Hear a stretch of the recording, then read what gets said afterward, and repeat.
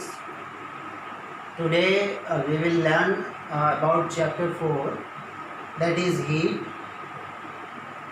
First of all we will know what is heat, because बिना heat के definition को जाने बिना आप लोग इसको प्रेडिक्ट नहीं कर पाओगे, और हीट क्या होता है उसके बारे में जब तक बेसिक नॉलेज नहीं होगा आपको, तब तक आप उस चैप्टर को क्लियरली समझ ही नहीं पाएंगे. So as here written on the blackboard, heat is a form of energy that transfer from hotter end to colder end. आप सपोज कीजिए कि एक मेटालिक रॉड हम ले लेते हैं यहाँ पे, जो कि कंडक्टर होता है. कंडक्टर बोलते हैं the object which allow heat और light to emit through it, that is conductor. तो इस मेटालिक रॉड के एक एंड को जब हम हीट देते हैं तो आप देखोगे कि जो एंड आपने होल्ड करके रखा हुआ है, the end of that metallic rod which you have holded in your hand, after some time this end will also become hotter.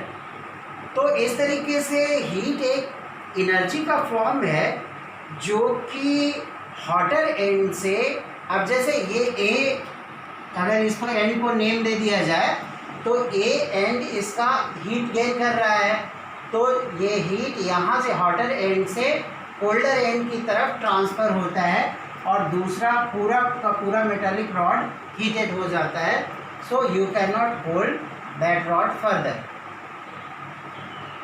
तो अब बात आती है कि आप कैसे जानोगे कि कोई भी ऑब्जेक्ट हॉटर है, कोल्डर है, या उसका नेचर कैसा है. तो एक जनरल कॉन्सेप्ट में अगर बात की जाए तो उसको हम टच करके, फील करके, या with our sensation, by touching that object और बाय फीलिंग, जो कि हमारे बॉडी में सेंसेशन प्रोड्यूस करेगा जिसके द्वारा हम उसे समझ सकते हैं. लेकिन हर बार ये पॉसिबल नहीं होगा. अगर बहुत ही ज़्यादा हॉटर ऑब्जेक्ट है तो उसे टच करने में हमें बर्न होने का चांस रहेगा. बहुत ज़्यादा कोल्डर ऑब्जेक्ट में भी हम टच नहीं करना चाहते. So you can tell about whether an object is hotter और कोल्डर बाय टचिंग और बाय फीलिंग दैट ऑब्जेक्ट. लेकिन एवरी टाइम वो पॉसिबल नहीं है और वो बहुत ही रिलायबल सोर्स नहीं है. जैसे एक एक्टिविटी के द्वारा मैं ये बात आपको प्रूव करता हूँ दैट 3 यूटेंसिल्स आप लीजिए. Suppose you have taken 3 beakers.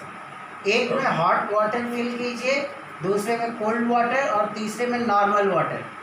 अब आपने एक हैंड पाम को हॉट में डिप कीजिए, दूसरे पाम को कोल्ड में डिप कीजिए. तो बट ऑब्वियस है कि हॉट वाटर में जब आप अपने पाम को करोगे तो वो हीट फील करेगा, और जिस पाम को कोल्ड वाटर में डिप करेंगे वो उसमें कूलनेस आएगा.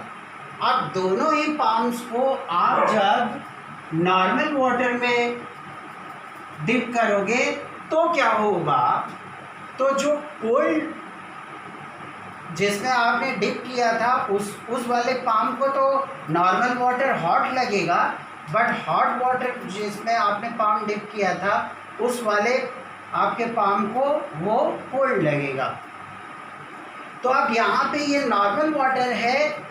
दोनों ही केस में जब आप इसमें से पाम निकालते हो और दोनों ही पाम आपने नॉर्मल वाटर में ही डाला, बट एक हथेली को आपको वो कोल्ड सब फील हो रहा है और दूसरे पाम को हॉट फील हो रहा है. इसीलिए मैं बोल रहा हूँ कि बाय टचिंग और बाय फीलिंग और बाय सेंसेशन आप बहुत ही श्योरली ये बात नहीं कह सकते हैं कि कोई भी ऑब्जेक्ट कितना हॉट या कोल्ड है. तो फिर उसको जानेंगे कैसे? उसके लिए उसका टेम्परेचर मेज़र किया जाता है कि किसी भी ऑब्जेक्ट का temperature is measure of hotness और कोल्डनेस ऑफ एन ऑब्जेक्ट, कि कोई भी ऑब्जेक्ट कितना हॉट है या कितना कोल्ड है उसी को उसका टेम्परेचर बोलते हैं। और टेम्परेचर को दो तरीके से मेज़र किया जाता है, डिग्री सेल्सियस में और डिग्री फ़ारेनहाइट में, जिसके बारे में मैं आगे बताऊंगा अभी आप लोगों को। यहाँ पे बस इतना ही समझिए कि temperature is measure of hotness और कोल्डनेस ऑफ एन ऑब्जेक्ट। किसी भी ऑब्जेक्ट की हॉटनेस या कोल्डनेस को मेज़र करना वो टेम्परेचर कहलाता है। And next term is thermometer. Thermometer वो डिवाइस है जो किसी भी ऑब्जेक्ट के टेम्परेचर को मेज़र करता है। Thermometer is a device which measure temperature of an object. Temperature किसी भी ऑब्जेक्ट की हॉटनेस या कोल्डनेस को मेज़र करता है, और थर्मामीटर डिवाइस होता है जो कि किसी भी ऑब्जेक्ट का टेम्परेचर मेज़र करता है। Hope you understood this topic. Thank you.